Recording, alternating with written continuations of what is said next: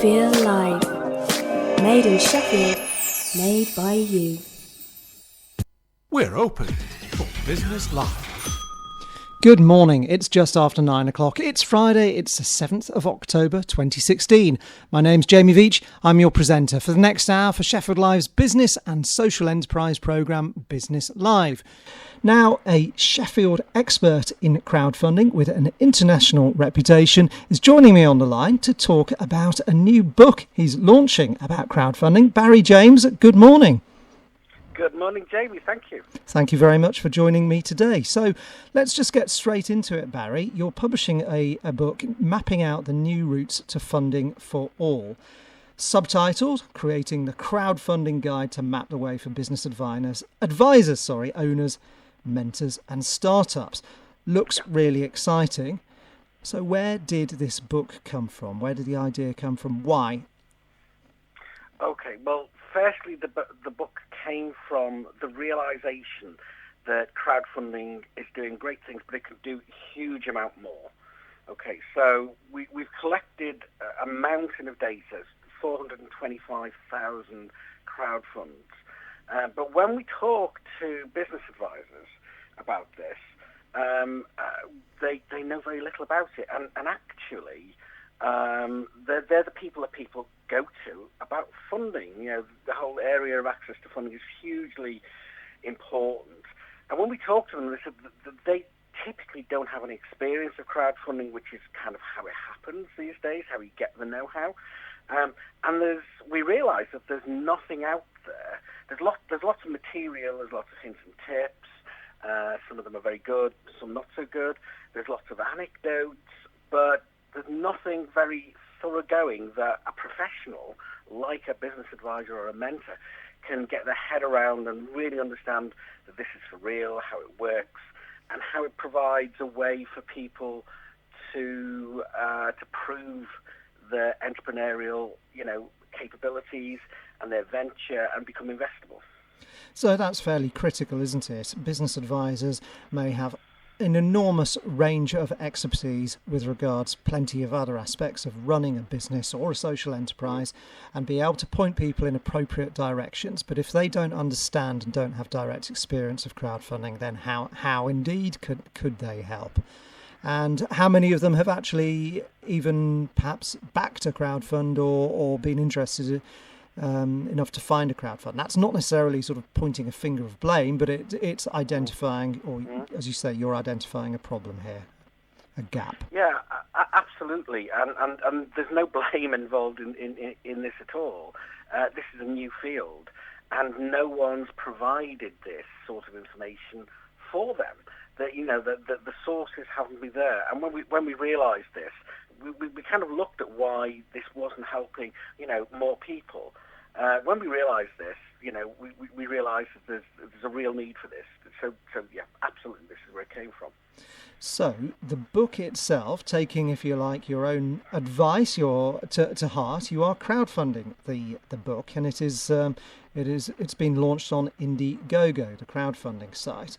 What is the content of the book? What will readers be able to find within the book, and how will it help them? Okay, so first of all, we thought it'd be quite strange if we launched the book without running a crowdfund. So we kind of does feel a little strange, and it better work because otherwise we'd probably better go home. Yeah. And I'm glad to say it's going really, really well so far. We're only just a day into the crowdfund, and it's kind of moving very nicely. So what's in the book? So, well, first thing is something we call the Crowdonomic Mint. What's that? Well, as I said earlier, it's not just business advisors who are kind of struggling to get their head around this stuff, because it is new and the process is different to traditional marketing. It's even different to social media marketing, although it's a little closer to that. And what we realised is the only real way till now of getting the know-how you need to feel confident with this and know what you're doing was to go and run 2 or 3 crowdfunds. And if you've got a year to spare, that's a great way to spend it. But most people don't have a year to spare. No, so quite. we wanted to see if there was a way that we could codify that and make it accessible. And we've created something called the Crowdfunding Mint, which is a way of explaining that and making it accessible, which starts with you as a crowdfunder and uses research that was done in America at the Wharton School to divide people up into the people who know you and the people who don't know you, and explain how it works within that framework. So that's the first thing. And the second thing is you can use this stuff to get VC funding. Yeah. It's happened many times. It's happened to people in Sheffield. There's a really great story about a business in Sheffield who did a crowdfund. They didn't reach their target. They got £500,000 of VC funding. So part of the objective of the book is to show people how they can use crowdfunding to become investable and to get investment. And for people who don't know who that business is, can you tell us a bit more? Yeah, I'm sure Richard won't mind me mentioning Richard Mills. Has got a great business called Sleep Cogni. Yeah. As I say, he ran a Kickstarter crowdfund, got a good response. So he didn't reach his target, but we had a really interesting conversation with him over at the Y Accelerator a couple of weeks or so ago. I mean, he was saying it was absolutely crucial, because what it gave me was all the evidence to put in front of the investors where they could see that there was real interest in this. They could even see click-through rates and that people were responding at that price point and so on. So instead of going in with, let's face it, a load of guesswork that can just easily be attacked, he was able to go in with facts and figures and evidence. Yes, indeed. So crowdfunding is used by businesses and social enterprises often as part of a blended finance model, or it unlocks other types of finance as well. And other businesses use it in effect to get upfront payment from customers. So for small businesses or growing businesses, it can be something that is helpful in terms of cash flow.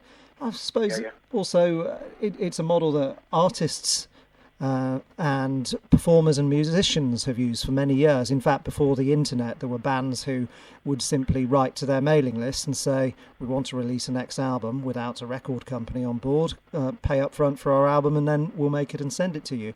That was, in effect, crowdfunding, wasn't it? It was. There was a particular band who started that trend. These were kind of the early days of realising that the whole environment for business and actually for life has changed by, because we're now networked and we can communicate in ways we couldn't before, and, with being able to transact, so e-commerce means that it's kind of all things that have made this possible. And you're absolutely right, it's part of the roots of this. Quite, indeed. So you mentioned you've analysed several 100,000 crowdfunding campaigns, and it's important, I think, to mention there are different types of crowdfunding, aren't there? And perhaps you can run through very briefly differences between the different types of crowdfunding, because not everyone would have the knowledge of these. Yeah, I mean, this is one of the things that we cover in the introductory chapters, but there are lots of different forms of crowdfunding, but four main ones. So there's donations crowdfunding, which is, very much like some of the earlier donation models, but there's usually a really clear objective, and there are perks or rewards for people who are contributing, so it's a kind of two-way street rather than a one-way street. So that's donations crowdfunding. There's crowd lending, often called peer-to-peer lending, which is really rather like bank lending online, but with a lot of people providing each loan. So people will be chipping in small amounts to make up a loan. There's the one that everyone kind of gravitates towards for really understandable reasons. That's equity crowdfunding. It's the most controversial in the sense that there's been a lot of work done. We've been involved in that heavily in terms of regulation and working out how this works and how to regulate it in a way without strangling it. But that's effectively selling a piece of the company. It's like Dragon's Den or angel funding, but with a host of angels rather than just one or two. But the really revolutionary one, when you go back and trace the history as we have done, is this thing called rewards crowdfunding. It's a really unhelpful term, actually, because there's a really revolutionary model here that, when you kind of come and look at it, helps a business in ways that other forms of traditional funding can't, because it helps people get off the ground. You don't have to value the business. You're actually, creating the business. You're getting customers, you're getting sales. All these things are happening all in parallel at the same time as proving the model. So, people who want to get hold of the book can do so then by backing the crowdfund, which offers them a variety of different rewards, from the book itself to the book and a ticket at a conference you're running, and a variety of other rewards as well. Now, we don't have long, unfortunately, so let's just first of all tell people where they can get hold of this. You're on Indiegogo at the moment, and we're on Indiegogo. The easiest way to find this is if you go to New Routes to Funding, the name of the book, newroutestofunding.com. That will get you there. And my Twitter, by the way, is my name. It's Barry E. James, the letter E in the middle, Barry E. James. And we're on our fourth major conference. You'll be able to get a ticket for that through there at a discount, as well as an early access to the book. And there's a load of other perks there too. Splendid. That sounds fantastic. So just give out the address again, New Routes to Funding. You can give out the address again, Barry, please. Yeah, it's really simple. It's the name of the book. It's newroutestofunding.com. Superb. Well, thanks so much for joining me on the line today, Barry. It's been a pleasure to talk with you, and obviously best of luck with the campaign in support of the book. You don't need luck though, because you've clearly planned it and will execute it in ways that you help people in the book to do as well. So it had better hit its target. I'm sure it will. It looks like it's well on the way there. Barry James talking about New Routes to Funding and his book being published soon. Barry, thank you. Thank you, Jamie. I look forward to speaking again sometime soon. Thank you. You're listening to Business Live, Sheffield Live, 93.2 FM and sheffieldlive.org with me, Jamie Veach.